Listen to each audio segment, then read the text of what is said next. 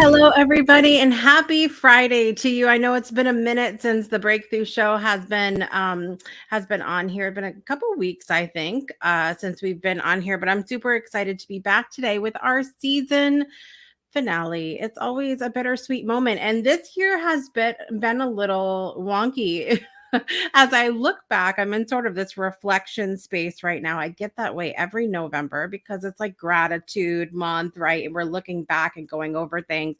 And we've had a lot of special edition episodes, which is the like one we're having today. We had one which was a special series that we did, and then we continued our season 6 that started last year, which was Breakthroughs Around the World, where we welcome people from different countries. And it's been a ride this year as I'm looking back, but I'm really excited today for this to be the season finale. And I knew when I met our guest that we have on today that it was going to be something special, that this was a topic that's not only going to help us round out our 2023, but get us in that good vibe that we need to be in for 2024. Are you guys with me today? Okay.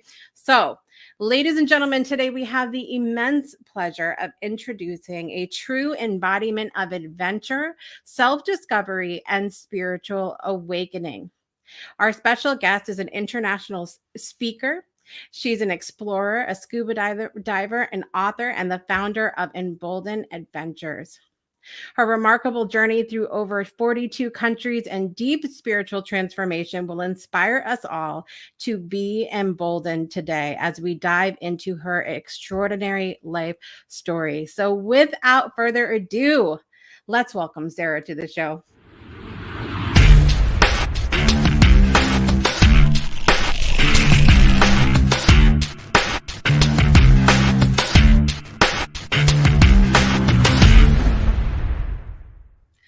Sara's in the building. Welcome, Hi. Sara. Hey, Jessica. Really good to see you. I am so excited because unlike so many of our other guests that we've had on the show, you and I got to sit and eat ice cream together.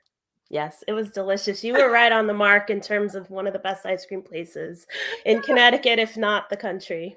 Yes, I love it. You guys, we went over to where I went to college. Mitchell College has a little ice cream shop on campus and here in New London, Connecticut.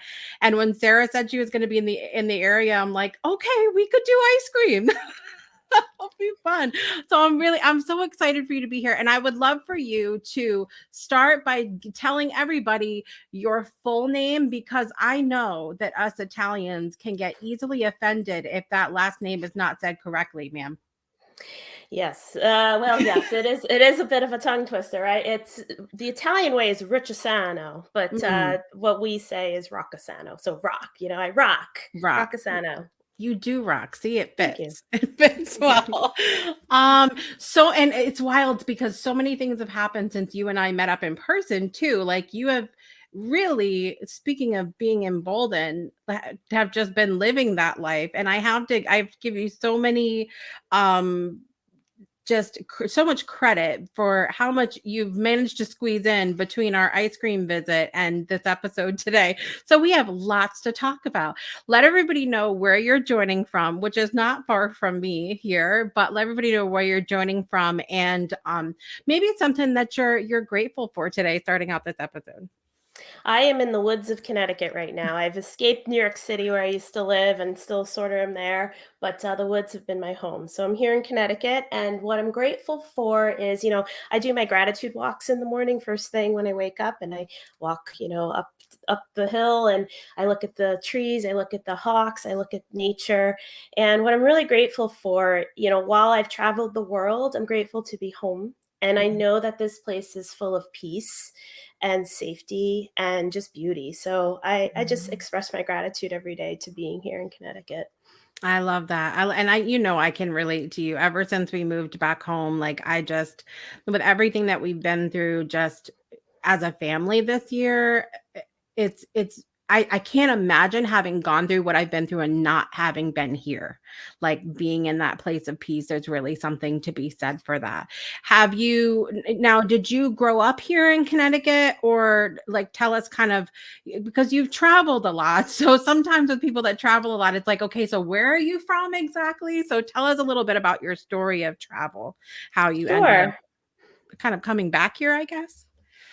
Yeah, full circle. Yeah, so I grew up here in Connecticut. I'm on, if you could imagine the state, it's the third smallest state in the union.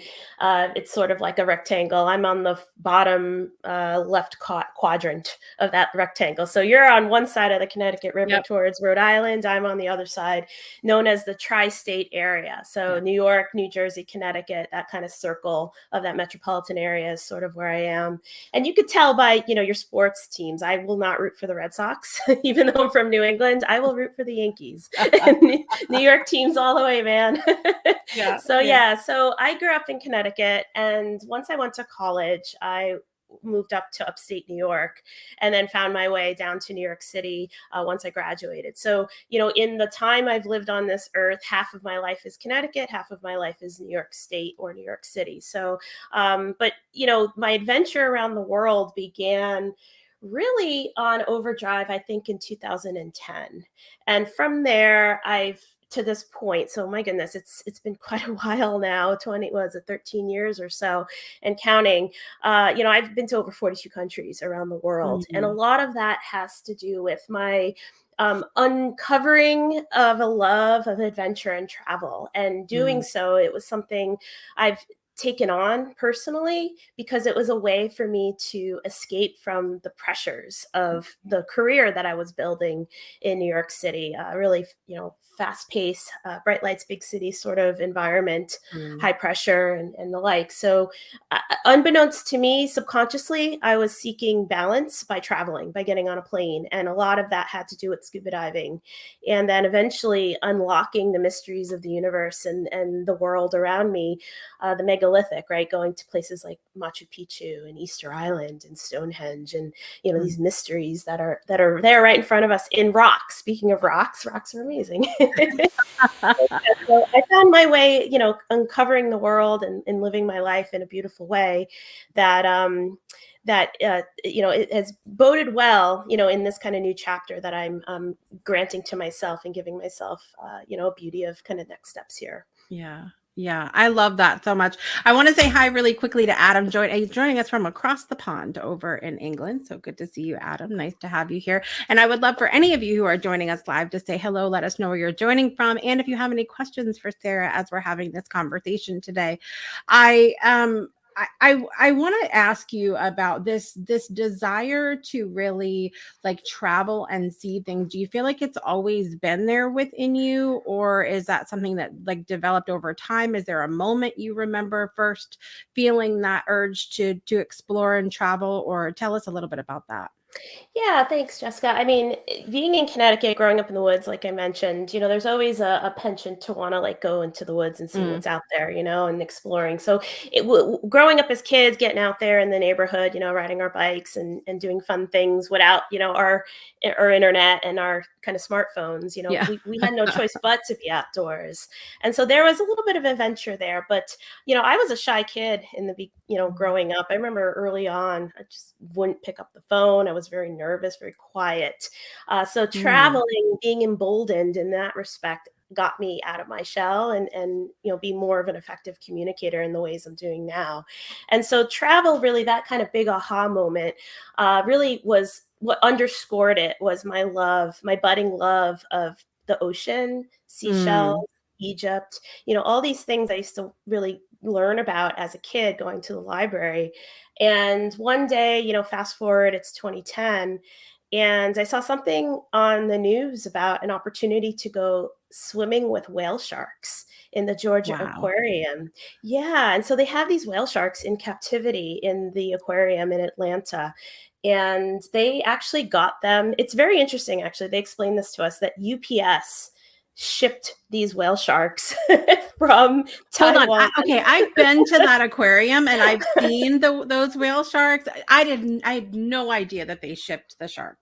They shipped the whale sharks to Taiwan. So some of these whale sharks were actually fished and they were being sold. One of them in particular, I think, Oh was going my to be God. sold in the fish market. Yeah, these beautiful gentle giants. They're absolutely beautiful creatures. They're Yeah. they're fish. They're not, mammals. They're not whales. But you know what UPS wanted to showcase is their ability to ship anything around the world. And what they explained to us was they took off the plane on a 12-degree angle. And because they didn't want the water in the fish tank to splash out, so they flew the sharks to, I guess they landed in Alaska, refueled, and then landed in Atlanta airport. And me being a world traveler, the Atlanta airport is one of the best airports in the world. Yeah. It's one of the most busiest, if not the busiest. So, Mm. for them, this was a shining moment of their capabilities. And Yeah. then they got the whale sharks into the fish tank, which is the most, I think it's the largest fish tank in the world by volume. And Wow. so, here's an opportunity now to actually go diving and Mm. snorkeling with the whale shark. And my coworker kind of gave me a challenge. She's like, well, why don't you get your scuba certification and actually dive with them? And so that was the beginning of my story of diving. I got certified. I did a few dives. I think I had about 12 under my belt when I went into the aquarium Mm. and then started diving with the whale shark. So that opened doors because then that, gave me some beautiful opportunities to really explore the world underwater. And then once Right. I was done on these dive boats, I would then go and explore on land. So it was a great Wow. opportunity. Wow, that's incredible. I have so many things that I want to talk about as we go through our conversation today, and 8 million questions for you that we just don't have time for on this episode. So we're gonna try to rein it in a little bit, but we're gonna take a super quick break, you guys, and we're gonna be back. And I want to talk to Sara specifically about the word embolden, and we'll dive into that a little bit right after this. Don't go anywhere. Breakthroughs are about more than you might think. They're about discovering who you are, digging deep, reaching to the core of your soul. They're about healing yourself, understanding your beliefs, creating a ripple effect. And it's not just those initial moments that matter. It's about using them to bring more joy into our own lives and the lives of others. It's about having fun, letting loose, enjoying every moment life has to offer. It's about finding a safe space. It's about creating connection.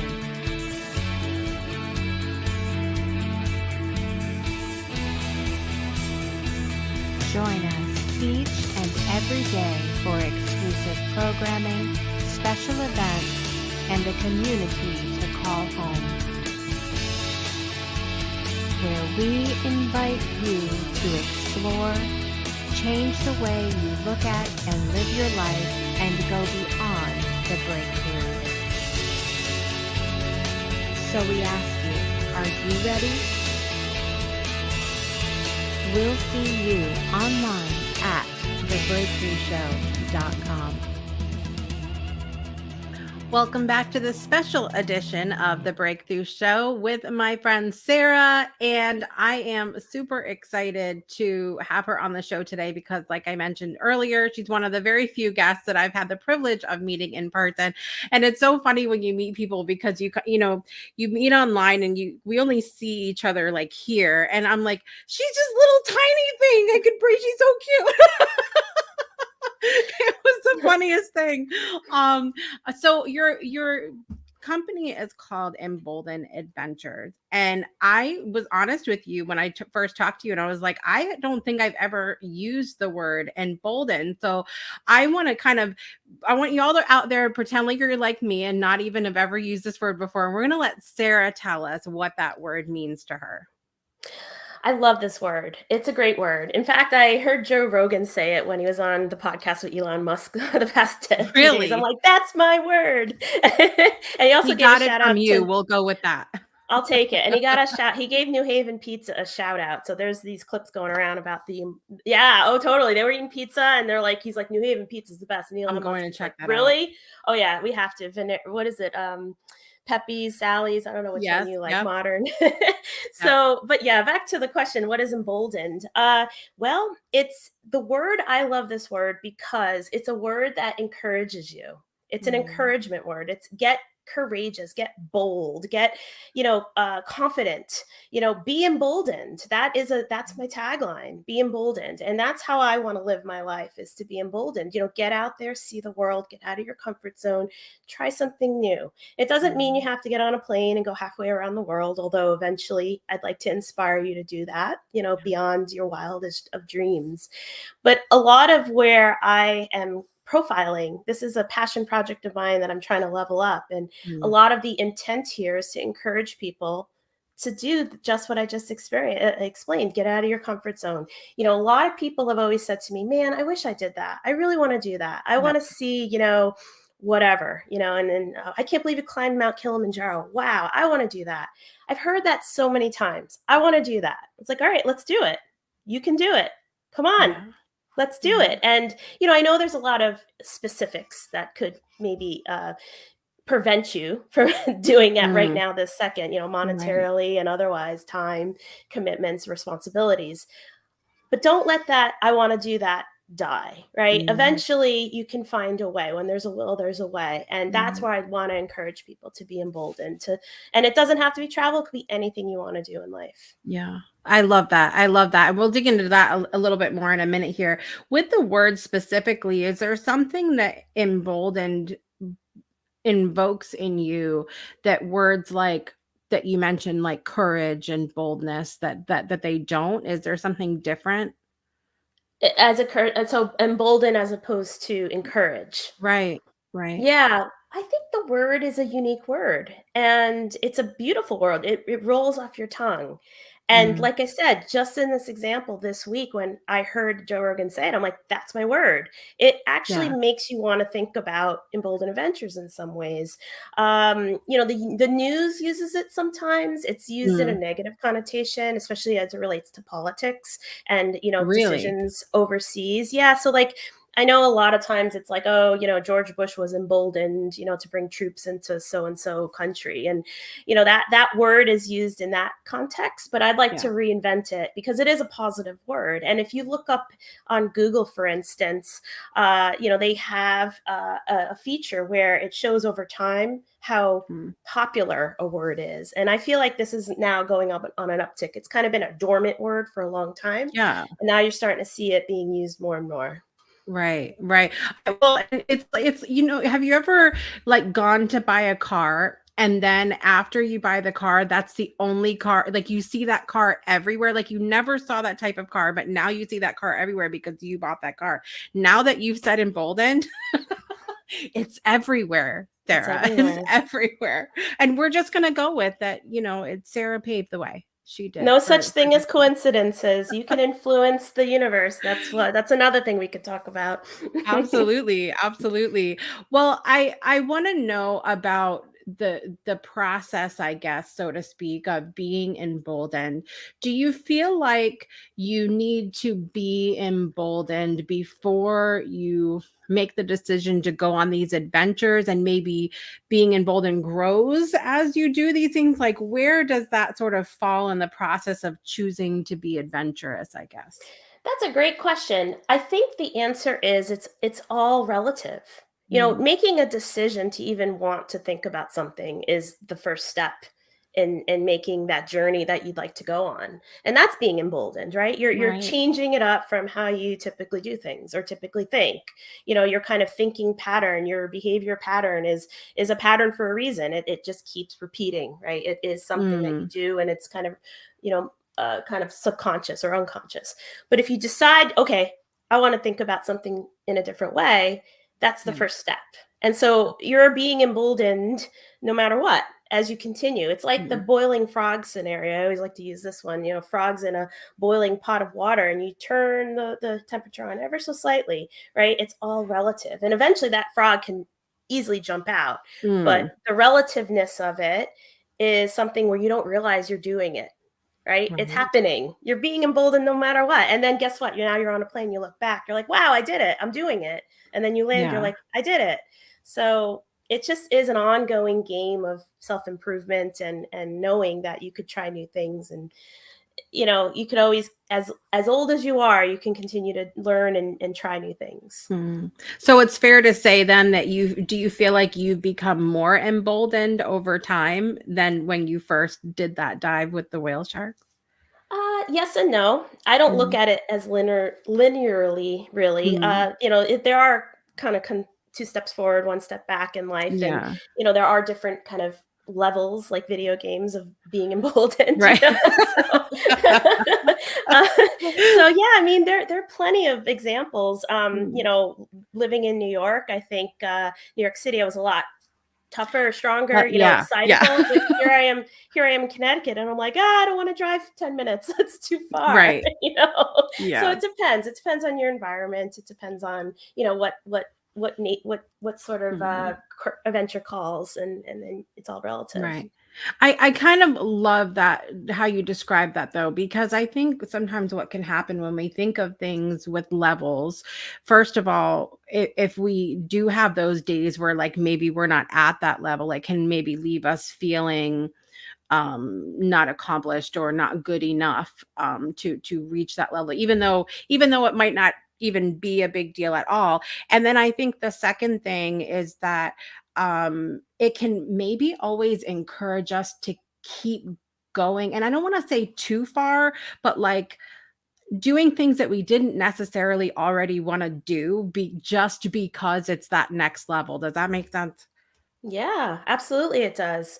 Yeah, it's all relative, and it's all Yeah. like how you feel, and there's always going to be doubt in your mind. There's always going to be inertia and resistance and things you want to accomplish, and Right. oh, I can't, and negative mindset thinking. So, Mm. I think experience teaches you a lot. And when Yeah. you feel experience, like, oh, I've done this before, this shouldn't be as scary this time, Mm. right? That's, I think, where the kind of negative self-talk, or the negative mindsets, that I can't, the inertia, start to kind of erode away, because you're like, wait a minute, I did it already. I've proved it to myself.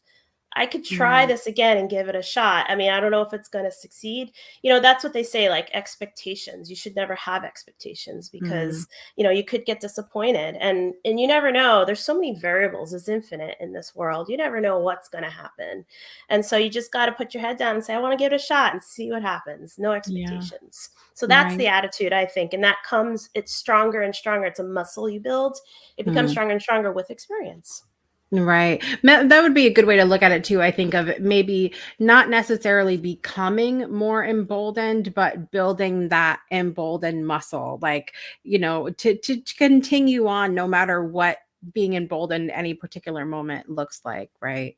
Absolutely. Um, I want to ask you with some of your travels, and you've gone to some pretty amazing places and had some pretty crazy incredible experiences. And I'm actually, you guys, fun fact, Sarah's also going to be on Spirit Sessions on Sunday with the Spirit Sessions ladies at 12 p.m. Eastern time, and she's going to be talking about her ayahuasca experience, which I'm super excited to. I'm going to be glued to that episode on Sunday, so make sure you guys watch. But all of these experiences that you had, do you have any moments that stick out to you? I mean, obviously everything comes with its own this is exciting sort of thing, but is there any moments that really stick out to you as this absolutely changed my life forever? Oh, oh, that's a hard question, because Yeah. there's a lot of examples I'm sure any of us can find Yeah. where it's life changing. This changed my life forever. I mean, I will say, as you alluded to, I'll be on that wonderful podcast I'm excited about. Yeah, so answering the call to Mm. do ayahuasca, to do the psychedelics in early or late 2019. Mm. It's been an ongoing aha. Where are Mm. we? 2023 at the moment.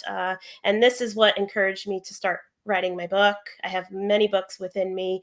So yeah, I would argue, there's many examples. I would pick this one Yeah. of many. It really did kind of change my life subtly, and Mm, exploded the change in my life, pretty dramatically as well. But I think also too, living in the era of 2020, it changed lots of people's lives. So mm, this was a catalyst that already gave me the kind of gear, if you will. I had my backpack ready, figuratively, and like, all right, I'm ready to embrace change, even though the world around me is changing. I'm ready to go with it. And so right. that was a catalyst, and yeah, so it emboldened me to quit my job, to quit my Mm, career, to reinvent. As I mentioned, I'm writing books. I now have become an international public speaker. I'm a travel storyteller. I know, it's amazing. See just how you put your mind to something yeah. and the universe delivers. I always say that the universe doesn't like voids. And I, Mm, I equate it to, if you think of a brook in the mm, woods, and you want to take like a big boulder out from the brook and move it to the side, that water is going to fill that void, and there's going to right. be more stuff that fills it. So Right. there's a Rumi quote that says, when you begin your walk, the way appears. And so this is my big Mm, experiment of being emboldened is, I took a big risk. I walked away from a 20 plus year career that was very lucrative, and it was my life right in New York City. And here I am kind of breaking it all down yeah. and trusting and knowing that, what, this feels good. I'm going to give it a shot and see where it takes me. And a lot of beautiful blessings have been filling the void that I've created. Right. And so, yeah, Right. it's changed my life for the better. I love that. I've never heard that quote before about filling the void, because I think it's true. And so often we, one of the things that a friend and I have been talking about for years now is being sort of uncomfortable with that waiting room. Like between, like, okay, we had this, we want this, now what do we do? Like, in like, it's quiet, and maybe that thing that we perceive as the void is not really a void at all, because how many of us need a rest? How many of us are constantly like going? So I love that perspective as well, to maybe that's something that could help us in our conversation of being uncomfortable, and this waiting room space is just like, it's not actually a void at all. It's filled with, many things that can Yeah. be there. um I want to ask you about specifically doing your blog, your website, Embolden Adventures. Did you know, because you mentioned you left your job, did you know that you were going to go into this? Like, what made you decide to not just be emboldened, but to share that sort of as your message? I love that question. This is still an ongoing discovery for me. Yeah. So I started Embolden Adventures in 2016. Mm, I was in between jobs, and at this point, I was about 2.5 years unemployed, and so it was very hard. It was a very hard time, and one of the ways I kind of got the positive out of that mm, experience is through creativity. And I just love to communicate. And I've had already been doing some traveling, I think, for the last 6 years at this point. And I just wanted to start sharing stories. And for mm, me, part of this was I just didn't like the way things were being characterized, whether it's the media or elsewhere. A lot of people in America don't tend to travel. There's mm, statistics on this where I think yeah. less than 50% of Americans have passports, and those that do tend to just go to Mexico or Canada. And so it's very rare, more or less, to find an American in some pretty remote places. I mean, you may run into an Australian or a Brit here and there, or someone from, let's say, Japan or Korea. But generally speaking, you don't find many Americans in kind of real far out places. And Right. so for me, like, that included the Middle East and Mm, even China, for instance. I've been to China in 2008. And so when you go to places and you see it for yourself and you start to interact with people and you really kind of are a guest of their country, and you start to take in the cultures, the local cuisines, the way of mm, being, the kind of ways, the expressions that they say, the right. warmth, that tends to really kind of break down the narrative that sometimes comes across when you're here in the United States. So a lot of what I wanted to do was just kind of showcase a different perspective. Like, oh yeah, look how wonderful. And for instance, I met my doppelganger in Abu Dhabi. Like, what Mhm. the heck? We're twins. And I wrote about that. So Embolden Adventures was a passion project, and it has been a passion project. And my background from an industry perspective is, I worked on Wall Street and I got my MBA in finance, and I did a lot of big transactions in the renewable space and elsewhere in New York City. And, a lot of what I learned there, I didn't know how to apply to this. And so to Right. me, this was a bit of a science experiment. And, how do I set up a trademark? How do I set up an LLC? How do I program a website? How do I communicate, Yeah. over, the camera? And so that to me was a way to like help kind of break me out of this negative mindset that we Mm. talked about earlier. It's a creative project. Right. Becoming an entrepreneur will give you lots to do and lots to learn, I think. And I'm not sure we're ever finished. I feel like every day I'm like, oh, this is new. This is something that I hadn't thought about before. Because I think many of us are like you and I, where we didn't necessarily have the plan to do whatever we're doing today. We just sort of listened to that call, as you so beautifully said earlier. And so it's interesting to kind of hear about everybody's journeys, and we do continue to learn moment to moment, sometimes second to second. Sarah, so what do you have, like plans with what you want to do going forward, or like what are you working on right now? So what I'm working on right now is finishing my manuscript. I'm almost done. I'm at 80,000 words, and my publishing consultant is encouraging me to think twice about maybe maybe making it one book, and maybe think about breaking it up because I Ah, just have so much to say. So I'm a little behind there, but I'm almost done with the book. That will be coming out in 2024, which is super excited about. Also, too, I have some public speaking events coming up, which, like I mentioned, if you asked me in August, I wasn't a public speaker. And next thing I know, within a month, here I am competing in an international competition on stage and placing fifth. It's like, wait, how did that yes. happen? And all these doors start to open. So, that's what I mean. Like, you trust. This feels cool. Yeah. Let me give it a shot. And public speaking scares the crap out of people. Me, I was like, let's do it. Give me the microphone. Come on, let's talk. Yeah. So just keep embracing these sort of developments and unfolding. So for Mhm. me, that's my focus right now, and I want to level up by eventually starting some trips, bringing Mm. people to, let's say, the Himalayas, and Yeah. like out to North Dakota and the Native American kind of tradition and cultures, and all these different sort of unique experiences that are emboldening people. It's a little bit of a different kind of approach to travel. Right. And so I'd like to do that. And then, we'll see where it goes. There's a few projects I have too that right now I can't disclose, but, Yeah. they also add with the story of, this kind of awakening and opportunities that present themselves. Yeah. Yeah. I could totally see you having, like, your own show on the Travel Channel or something, because I think so many of those shows are focused on the actual experience of travel and not sometimes like the mental stuff that comes with it, like being emboldened and making those decisions. And I think you really do a beautiful job of bringing that to the table, because it's more than just, I think, honestly, if I'm being completely transparent, that has what stopped me from traveling several times, is the mindset piece of it. It's not the time or the place or the being scared of whatever. It's been just my own stuff, and nobody really talks about that. I love that you said that. I mean, because there's so many things that you could tell yourself, nah, I can't. No, I can't. It's too Mm, expensive. It's this or that. Quite frankly, I've traveled to the continent of Africa twice for free.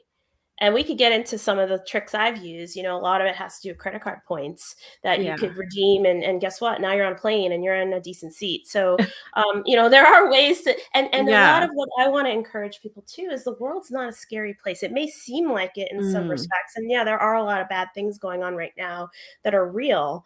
I will say, though, I gave a speech to the Safe Haven of Greater Waterbury shelter recently, and my speech was about hope. And hope really is that, there are good people in the world despite the darkness. And I could say that personally from my experiences for the many, many years I've been. People are nice, they're hospitable, they're welcoming, they're kind, they're good-hearted people, just like you and I. And I'm sure, just like you were so, generous and kind to me seeing you in New London, here's my home. I'm so excited. Like, people around the world are like that too. Here's my home. I'm going to write about this in my book. When we were in Lake Titicaca in southern Peru, it's the highest altitude of lakes in the world. And there's a community of people on the floating islands of Uros, Uros.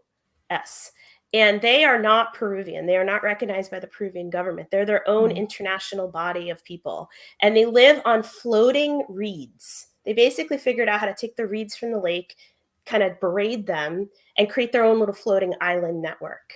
And so here we are, basically taking a boat to the floating islands of Uros on these reeds, and these people are welcoming us. Their heritage is actually from Polynesia, of all places. Over the many, many eras, they found their way to the Andes Mountains, and here they are. The stuff that they made that I bought, the embroidered beautiful pieces, could power their homes for 6 months. Like, that's how little it takes to live for them. And so here they are with basically living in a house made of reeds. And they had the hugest smiles on their face going, welcome. This is my home. And they were so excited that you were here to see them. And here we are in their hut made of reeds. And the guy's giving me his outfits, giving my brother the outfits, dressing us up, hold the baby, let's take photos. Here's my home, right? And so that's what I'm talking about. That like that mindset, right? Like, I'm afraid, I don't want to, I can't, it's impossible, should be something I'd like to encourage you think twice about, because you can get on a plane, fairly affordably. And once you leave the United States, things are very affordable, whether you're in Southeast Asia or whatever, I mean, it's very affordable to get around once you get past that plane ticket, or, even the hotels can be affordable. So, and then once you go around locally with the guides and you start to immerse yourself in that world, and you're like, this isn't so bad. It's not as scary as I thought. Oh yeah, by the way, that guy's holding a machine gun. We're cool. Like, he's just, guarding the store, we're fine. It's like, things like that. Again, it's that analogy about the frog and the boiling pot. It's like, relatively, okay, not so bad. I'm in Africa now, not so bad. Okay, we're good. We're good. So that's kind of where I'm thinking, I'd like to encourage people to see a little bit more behind the veil that about world travel. Right. And honestly, when Sarah and I met through a networking event, and she was talking to me about that idea of sharing about traveling, and it matched perfectly why I did the Breakthroughs Around the World series, which was exactly the same reason, because there's so much programming out there that are being shown to people that scares everyone into just, first of all, not wanting to go anywhere else other than their little bubble, and two, thinking that what happens inside their little bubble is the only way to live. And that's how we create things like bias and racism and misunderstanding, and just all of these different things that are just horrible. And going back to your talking about the speech that you did, I shared that everywhere. And I'm telling you, if you guys saw me share it and you didn't click on it to watch it, go back and do that right now. Not right now after the show, but because it meant a lot to me, first of all, because I was in an abusive marriage, and it was really, really tough. But I still, it's not even something that I talk about all the time. I still, like, I have so much hope for the world. And there are people that have said to me throughout the years, you're so naive, Jessica. Like, you're so naive. Like, I just think everybody's like is a Care Bear. like I just think that's how people are in the world. But your speech that you gave was so uplifting, because it didn't dishonor anything that anybody has ever been through. But it's like, look, understand that you having hope in the world is its own thing. Like, it doesn't dishonor the challenges that you've been through, but having hope, that's how we grow, that's how we move forward, and we go forward with I don't know, a better outlook on the world, I think, when we have that hope. So thank you for that speech that you made. It was really truly beautiful. My pleasure, and thank you for being so supportive. I can't stress enough like how much of a rock star you are. Just such a loving human being, and of course you're a Care Bear. So I'm glad I'm glad that resonated with you because it was from the heart, and I enjoyed every second of it. It was so much fun. I'm like, oh my God, look at these beautiful people looking at me. My friends are there, and it was just like, wow, this is a great communal moment of feeling empowered, and knowing that things can still be okay despite the darkness. And you're right, like you have to acknowledge the darkness. It's the only way to get to the light. It's the paradox. It's the two bookends of life. Right. Absolutely. Christina's joining us and said she's loving it so much. Oh, Thank you so much Fedoric. for Hi, being Christina. here. That's my friend. Thank you so much for being here, Christina. We appreciate you. And speaking of breakthroughs around the world, one of my absolute favorite people from that series was back at the beginning of the series, Dorothy Auger. Dorothy and I became very, very good friends over the years. She represented Brussels, Belgium in her episode, and she wrote the For Love poem, which we're going to listen to now. Taking a quick break, and we'll come back more with Sara in just a moment.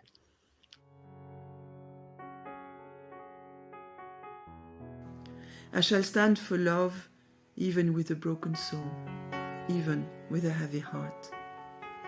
I shall stand for love, for the world is wounded, not just my little piece of land, where I am mostly safe, where I'm mostly well, but our world, everywhere, every day. I shall stand for love, because we need more light, not more death, not more power, not more bombs. I shall stand for love, so that our children are safe, so that our friends are sheltered, so that our borders are open. I shall stand for love, even with a broken soul, even with a heavy heart.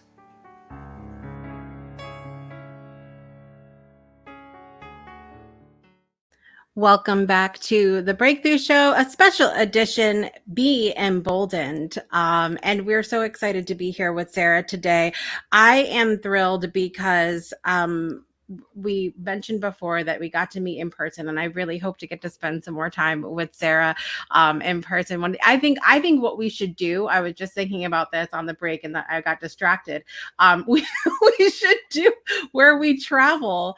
And we need to take a picture having ice cream in like see how many countries we can take a picture having ice cream together in. Oh, I love that idea. So let's do it. Let's commit to it. I mean, I used to do that with McDonald's around the world, like their French fries in particular. In India and in Dubai, the Dubai airport were my two favorite McDonald's. But I will say something quickly about that. You alluded to earlier how I'm tiny, right? I'm 5 foot nothing. I played basketball. I was really good, but I was still tiny.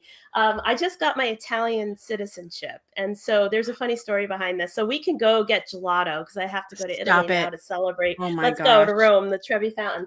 So what happened was the guy, in the consulate in New York City, I'm handing him my paper for my passport, and it asked for height. And this is a true American, moment here. And he's like, because I'm 5 feet tall. So I just did the math and, what's it in centimeters or inches? I forgot, meters or centimeters. So I think I wrote 60 centimeters or something, thinking it's 5 times. I don't know what my brain was thinking. And he looked at me and he's like, "You're this tall? You're this tall?"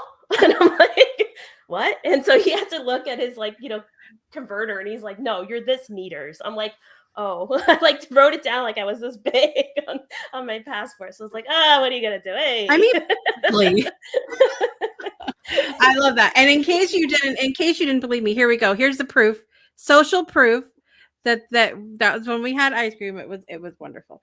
And we need to do that. I think we to at least make it a goal to have ice cream together in one other country. Perhaps we will do it because Italy's on my list. I have never been out of North America, so Italy's on my list because my family's from Sicily and I want to, want to do the thing. It'll be. Did you see my story I posted on Facebook about reconnecting with some family in southern Italy? I And think I did. Yeah. yeah, and this person confirmed the tale that my grandmother used to tell us about how we had kind of nobility in the family and we had a castle in the family, and then it got taken away by the crooked lawyer.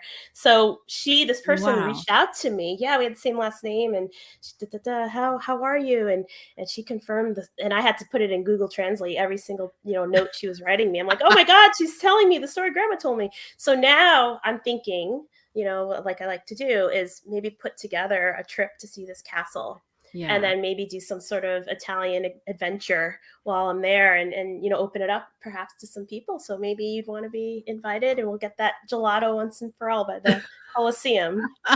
That would be so exciting. So there's really something magical when you, and at least that's been my experience too, when you combine sort of your ancestry, your family history with these adventures that you want to go on as well. It makes it, I don't know, it makes it more powerful. I get complete chills when I think about my family coming here from Sicily. And that's where, unfortunately, with my grandfather's family, all of the genealogy work I've done has stopped on the boat. Like I haven't been able to go further. And so like, I want to go there and, go to the Spinato bakery that I've heard about, and that have cannolis and whatnot. So it has to be a thing event, but it just makes it really exciting. And I'm sure that it does that for you too. It sounds like with the castle, and very, very cool.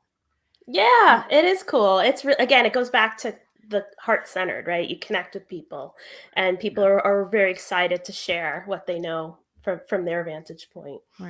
Right. So in your travels, you've encountered lots of diverse cultures and people. How has that experience changed, if at all, your view of the world that you might have had before? Great question. I think I started, like I said, traveling for real 13 plus years ago. Mm. I lived in New York City. So for me, New York is its own kind of microcosm of the world. It's a great representation of the world. So, for me, like it was great to see, the cultures locally. And Queens, New York is known for being the biggest of melting pots of all of America. And so, as a New Yorker, it was great to like see some sort of support to what I'm already seeing on a day-to-day in the subway or whatever.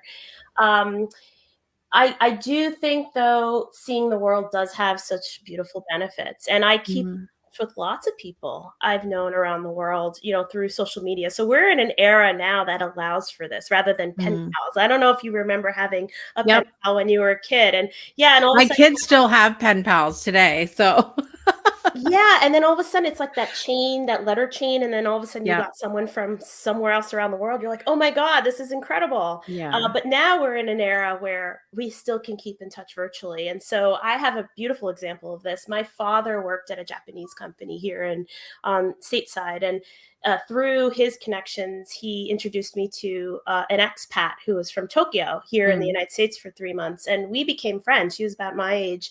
And my other friends in Australia were like, we want to climb Mount Fuji.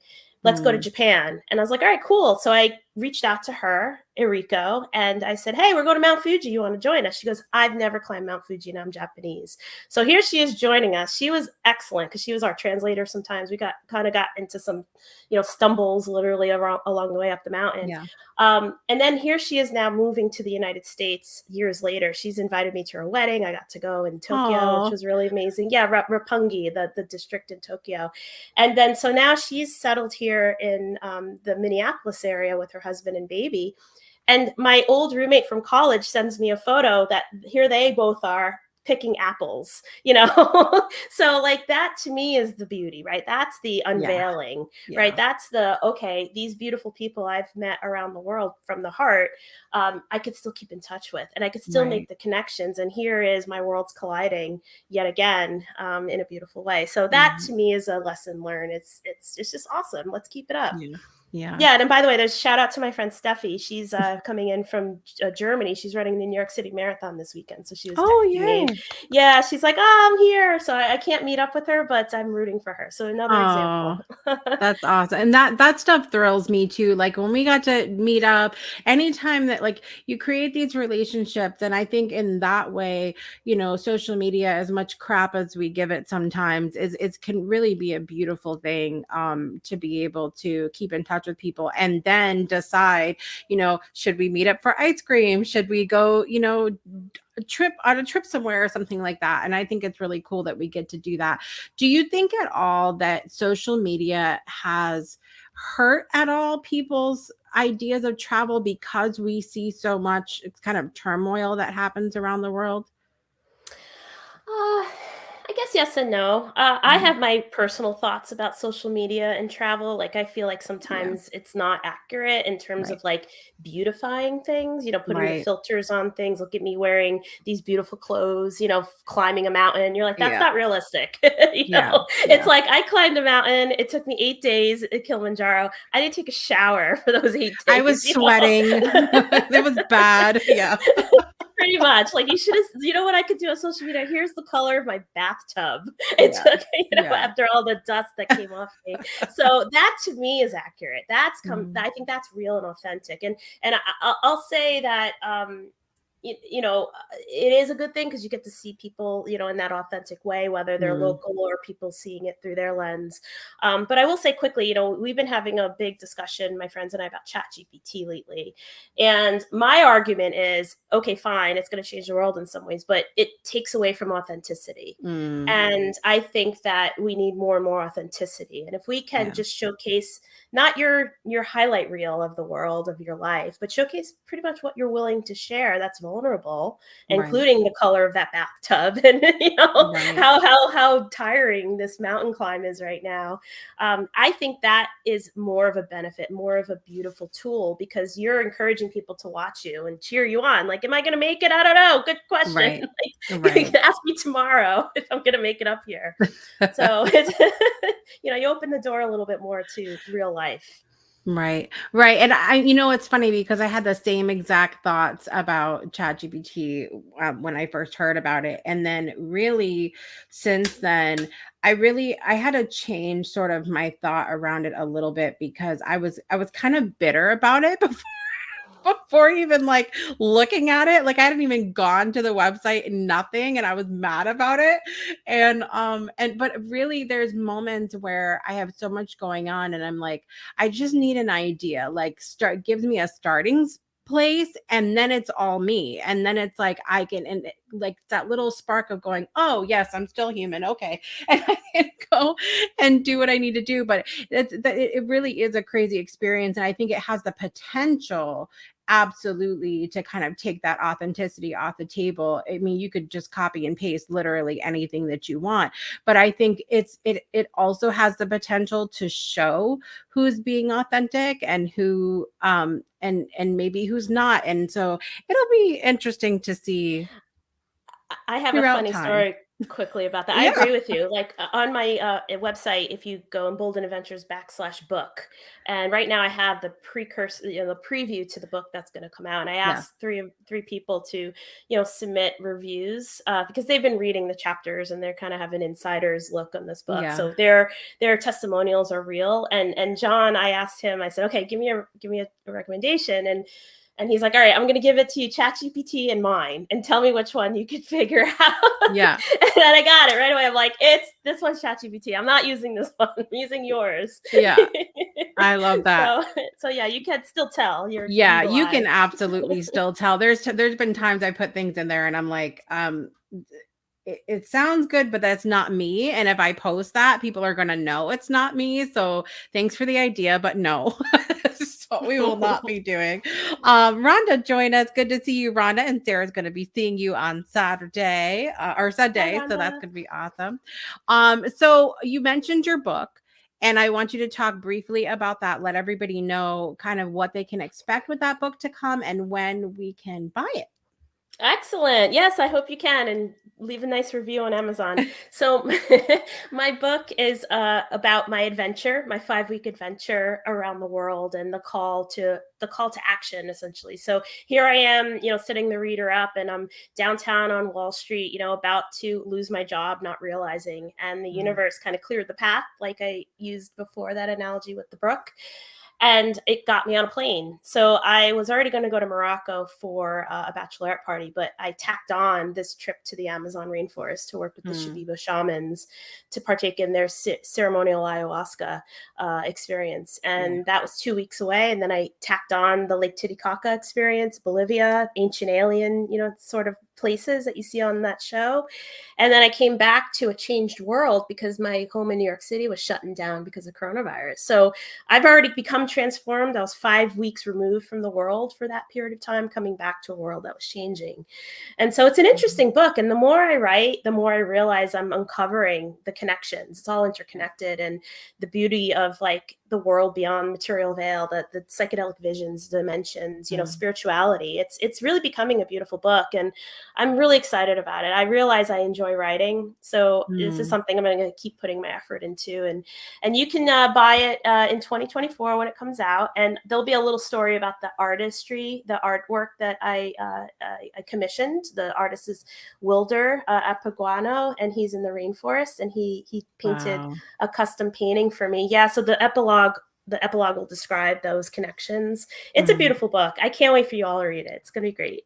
I'm excited. And I think sometimes when we tell these stories, and I know that people are going to be able to experience it as well, like you talked about in the beginning of the show today, sometimes there are those, logistical things that can hold us back from traveling, whether it's financial or health or, whatever responsibilities, whatever it is. And telling these stories in the way that you're going to in this book, Sara, is a way for people to be able to travel there at minimum with you in their mind. And I think sometimes we forget that's a real thing too, that we have the ability to do that. And especially now, like on shows like this, where we have the opportunity to have conversations with people from literally anywhere, and you can go there with them at minimum in your heart and experience that and be emboldened with them, even if that's not something that you can do in the physical, I think, as well.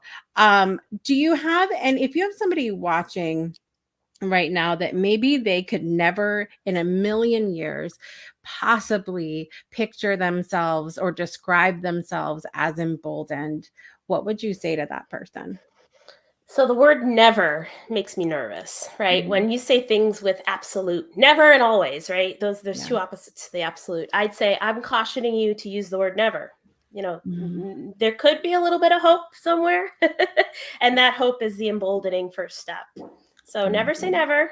There's always a new opportunity, new possibility, many infinite variables that could come your way that could encourage this.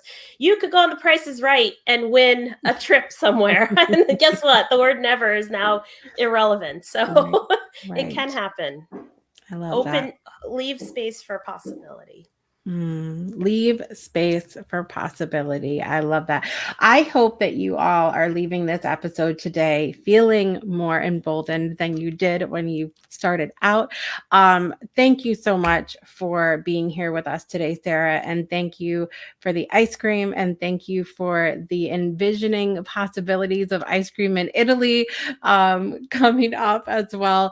And thank you for spreading the message that you're spreading. We are so on the same page with that. And it's so moving for me, truly, to meet another person who feels the same way about envisioning the world as I do. So thank you so much for the work that you're doing.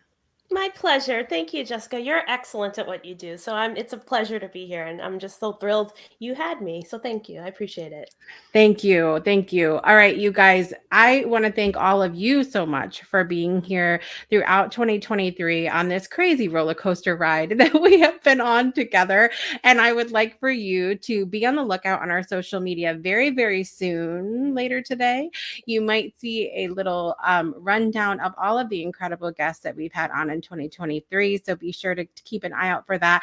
And I will see you guys on this particular show in 2024 for the official season 7, which is going to be very exciting.